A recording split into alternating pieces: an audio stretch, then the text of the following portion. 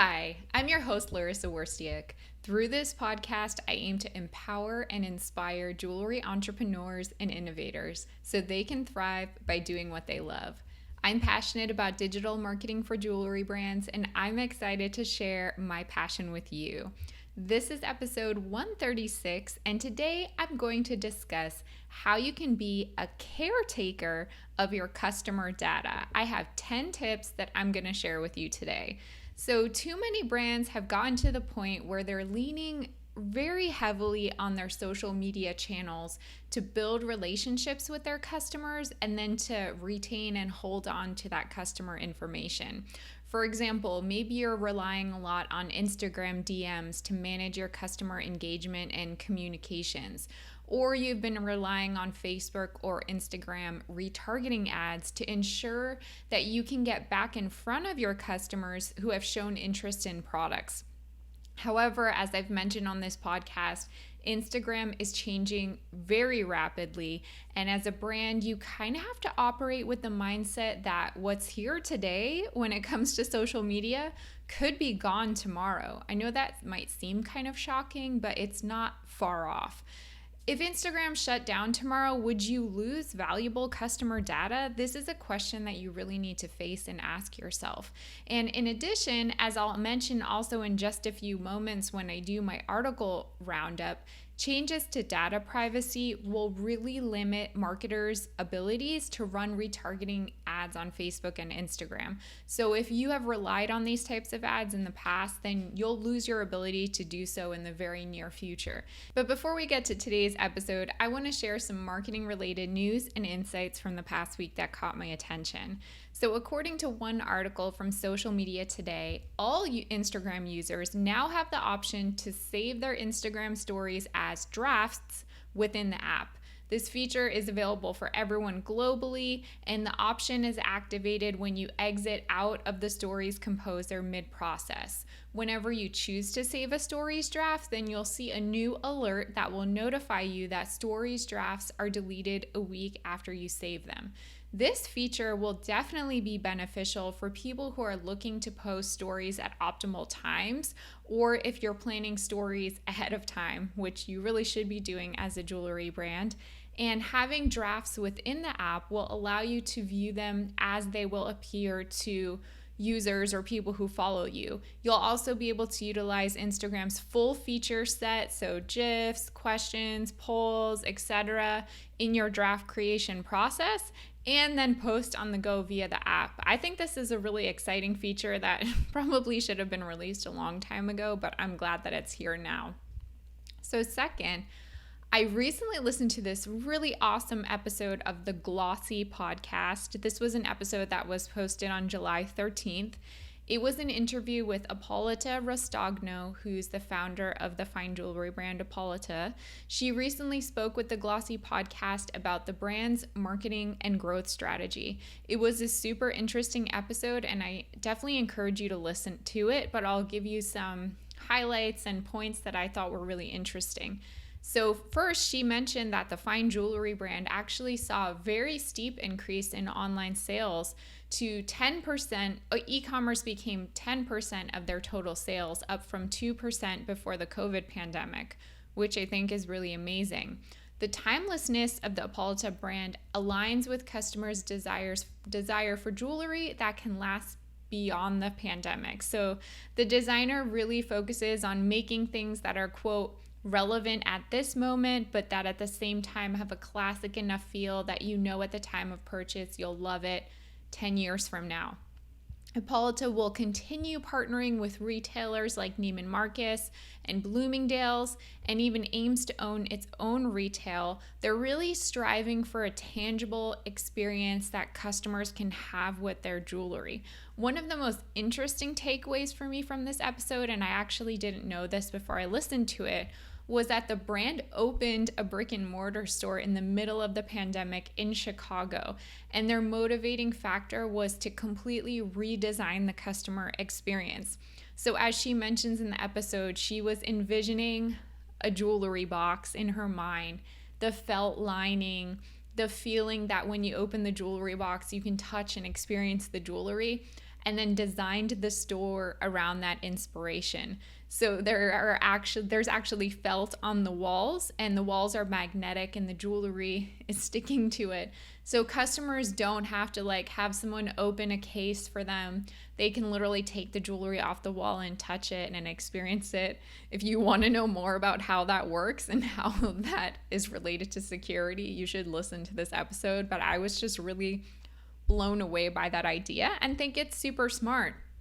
And then in regard to their online presence, she mentioned that TikTok has obviously been a popular platform for many brands to spread brand awareness. However, she has not hopped on the TikTok trend with her brand. She doesn't think TikTok is an appropriate platform to spread brand awareness for Hippolyta because of who they are as a brand and who their target audience is. She doesn't think that the audience is spending time on that platform. So just a really good reminder that just because it's a marketing trend, if your audience isn't participating or isn't there on that platform, then maybe it's not necessarily right for your brand. And then finally, an article that I saw on Bloomberg News and that I also posted on my Instagram feed, which kind of gave me the theme for this week's episode, was all about how Apple's new privacy policy with the release of iOS 14 is negatively impacting the digital advertising industry. So while it is super positive in that it helps consumers maintain data protection and privacy, it is negative for advertisers, for jewelry brands that especially use Facebook and Instagram ads and that rely on retargeting ads to get back in front of customers. So a majority of users, when on the iOS 14, when they're asked if they want their behavior to be tracked on the apps, a majority, unsurprisingly, said no. In fact, only about 25% of people are allowing apps to track their behavior. Not super surprised by that tactic. This change has been devastating for the majority of advertisers, but particularly with Facebook advertisers. So media buyers and advertising agencies that run Facebook and Instagram ad campaigns on behalf of their clients said Facebook is no longer able to reliably see how many sales clients are making as a result of the ads. So it's harder to determine which ads are working and harder to track return on investment. Losing this data impacts Facebook's ability to show a business's products to potential new customers, and as I said, more difficult to retarget. Facebook is working on some things to kind of get people back on board with this because it's a pretty devastating blow, especially for brands that were really used to acquiring new customers this way. Now they have to kind of change their mentality and approach. So it's kind of interesting to see how this will continue to develop over time. And to really hit it home, that this episode is even more important because you're going to have to think outside the box and how to be a caretaker of your customer data, even as the world of data privacy is really changing rapidly all around us. So in the intro, you may have noticed that I use the word caretaker rather than owner of data because nobody should have the right to own consumer data. You are a caretaker in that this customer has expressed interest in communicating with you as a brand or as a past customer. So they have given you permission to have communications with them, and you need to respect that relationship and really manage it using best practices for data privacy.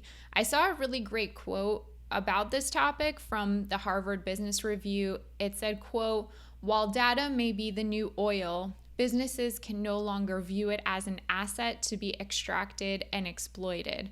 The reality is that no company owns customer data, rather customers entrust them with it."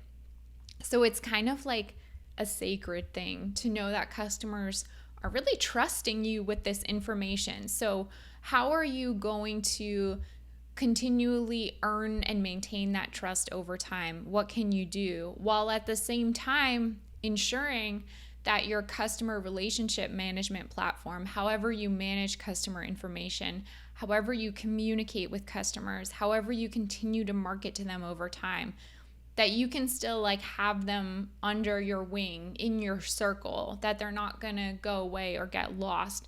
So I'm going to share some tips for how you can really be a good caretaker while continuing to market effectively, despite all of these changes that are happening to social media, with even organic social media marketing and paid social media advertising.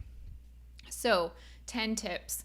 The first thing I recommend is to, on Instagram and Facebook, get your conversations, your correspondence with your customers out of the DMs and into your customer relationship management system, whether that's your email database or whether you maintain a CRM elsewhere. You want to make sure you have all that information in a centralized place. I recently had a few clients that I really encouraged to do this because they had the customer information just scattered everywhere. Some in Instagram DMs, some in text messages, some in personal emails because they had kind of done these one-off orders to people. So all this information wasn't in a centralized place. Of course, you want to ask your customers and confirm that you have permission to email them, to text them, to send them marketing communications, or you may even want to share a link with them to opt into those things themselves. But make sure that it's all in one central place. It sounds like kind of a no-brainer, but I think this is probably an issue with more brands than not. So number 2, you want to, with all these changes, really lean into your email marketing strategy. So with email marketing, you can be a better caretaker of your customer data because you kind of have it in one central place. You have it organized. You have people's first names, last names, email addresses. If you have a long history of relationship with that customer, you may have data about their purchase history, about when they signed up with you, where they signed up with you, what their shopping preferences are, when their birthday is. You should be collecting all of this stuff in one central place, not for the purposes of evil, but for the purposes of kind of curating a shopping experience for them. So you can really use your email marketing for that. Send more regular email newsletter campaigns and make sure that your email marketing automation strategy is solid so that you have a welcome email, abandoned cart email, post-purchase emails, etc., etc. 3, you may even want to regularly reach out to customers personally. So for example, after they make a purchase, you can reach out to a customer personally from your own business account and ask them, what do they think about their purchase? What did they think about the shipping, the unboxing, the packaging? How do they feel about it? Do they have any doubts? Are they unsure about the product? Are they super excited about it? Would they be willing to send you a photograph of them wearing it? Would they be willing to write a review? And to add another layer to that, you may even want to listen to episode 135, the previous episode, all about handwritten notes, and maybe incorporating handwritten notes into this same strategy, even just to say thank you. Number 4, if you haven't already started a content marketing strategy apart from social media, or you do have one, but you haven't really put a lot of effort into it, and by content marketing, I mean a blog or regular video sharing, however that is that you're distributing content of value. So if you were to begin a blog on your website, you can offer informative, educational, interesting content, then invite readers and users to comment on it, to share with their friends. You can also incorporate this strategy with your email marketing, so you can use your email newsletters to share your blog posts. This can also help you boost search engine optimization. So if you're incorporating the right keywords into these blog posts, if you're creating informative, valuable content that people might search Google for, they could end up on your website that way. it's kind of less invasive in general because someone who's searching for that piece of content or for whatever you have to offer already has that intent in mind that they're looking for that thing. So you are helping that user in a way by allowing that content to show up in search results, by helping them find the answer. For example, maybe someone wants to know how to like travel with their jewelry or how to clean sterling silver rings, and you happen to have some really great insight into that. When your blog post comes up in search engine results and you're helping that person find the answer, delivering value and inviting them into your brand, it helps put you in front of people who are already searching for something. So it's kind of connecting the two dots together. Next, you want to think about potentially using e-commerce tools that will allow you to provide a more personalized e-commerce experience, like maybe product recommendations or a live chat tool. You may also want to create some incentive to get a person to sign up for an account with your website. Like maybe you have a wish list feature or some kind of like rewards program, so that once they sign up, you're able to kind of collect more data about that customer and give even better recommendations, track their shopping, browsing history, reach out to them personally based on their e-commerce behavior. So that's another idea. Next, you may want to think about doing more in-person events, especially now that COVID is becoming less of an issue in the world, so that you can actually meet people in person who are interacting with your brand and ask them personally for their information so that you can continue to keep in touch with them. So if you were to do a trunk show and you gained email addresses from people who visited that show, you can import them to your email subscriber database. And then I would recommend tagging them with a tag that makes sense about how you met them, whether that is in a certain city so that you can do more localized marketing to those people moving forward, or maybe you know that they would be interested in future trunk shows. So have them segmented somehow so that you know how to continue marketing to them in the future. And definitely I would send them some kind of welcome email to bridge the gap between that in-person and digital experience. So you met them in person, they opted into your emails, but now you want to kind of like invite them into your digital presence and remind them that this is what they signed up for, rather than waiting like a few weeks to send them like your first email newsletter that they would get. You could also encourage customers to schedule virtual appointments with you.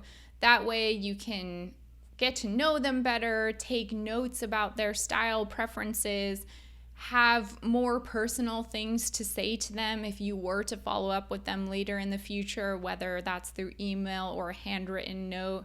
At the end of the day, it's just another way to really continue building relationships with these people. Another idea would be to really boost your unboxing and packaging experience.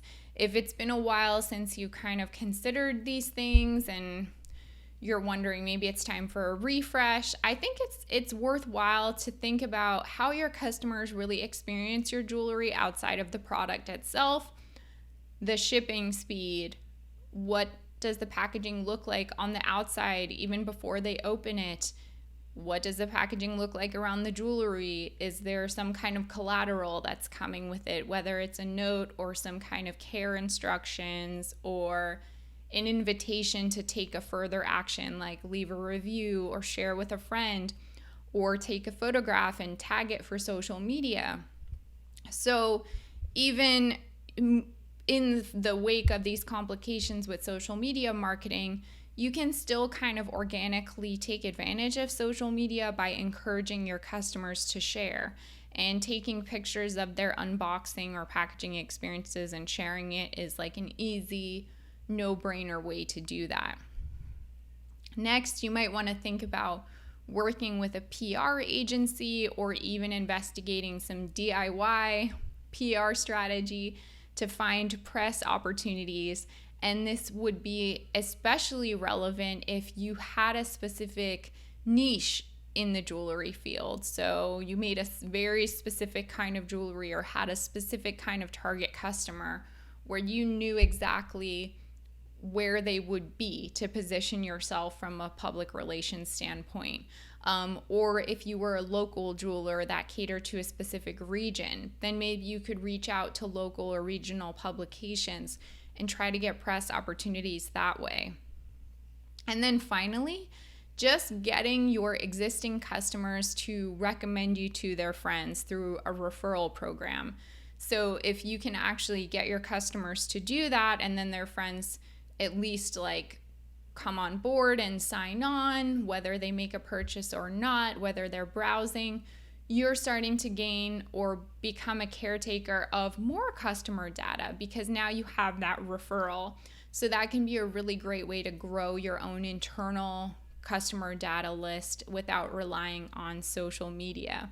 So those are all my tips for today. I hope you found that helpful and that you can try to experiment with these tactics as social media and digital advertising are continuing to change in 2021. What do you think? You can always email me, Larissa, that's LARYSSA @joyjoya.com. And as a reminder, my book, Jewelry Marketing Joy, is published and ready to ship. If you're interested, you can visit joyjoya.com/book for more information and to order your copy.